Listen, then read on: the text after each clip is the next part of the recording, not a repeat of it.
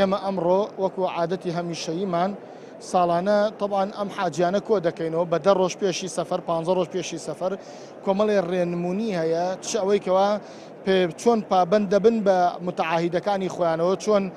پەیوەندیان دەبێت لەگەڵ متعاهیدەکانی خۆیانە لێرە و ئەو پێویستیانە چیەکەوە وەری دەگرن و هەروەها لەم مزگەوتش ئەم مجەسەمەی کەعبە بە شێوازێکی عەمەلی کردەی ئەوەیان لەگەڵ تەواف بە بەرچاویانەوە دەکەین بۆی بزانن تەواف چۆن دەکرێت چەندێکە تەوافەکە و چۆن دەست پێ دەکا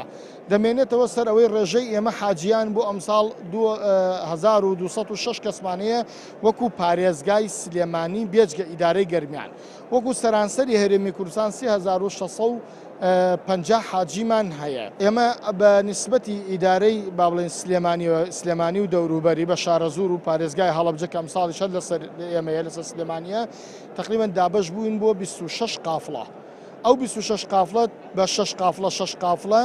ڕێحڕەکانمان دەست پێ دەکات لە 14 و 15 مانگەوە بە تەحدید یەکەم ڕحلەمان لەوە چێ دەست بکات لە ماوەی 6 ڕۆژدا 5 ڕۆژ بۆ 6 ڕۆژ کۆتایی بە سەفەرەکەمان دێنین خۆشحاڵم و دڵم پێی خۆشەوخوا نسیبم بواتە ئەو لێم وەرگری لەگەڵ هەموو مسلمان حاجی تو چەندێکە ناوت نووسیوە؟ وەڵا لە 2001 نووسیوە لە 2001 ئەرە وەڵا واتە ئێستا 15 ساڵە تۆ چاوەڕێی ئەرە وەڵا خۆم و عایلەکە بەقای هەموو دنیا بە پەرۆشۆم بە خۆشکردنیەمەوە حەزەکەم دەقە لەگەڵ دەقە زیاتر بچینە پێشەوە زۆر سپاسیانەکەین ڕاهێنانێکی چاکە و پێمان خۆشە ڕێنماییەکی جوانمان پێشکەش کرا قوربان جان ئێمە چاوەڕێەوەی کە ئیشەڵا زوو بە سەلامەتی بگەینە ئەیانە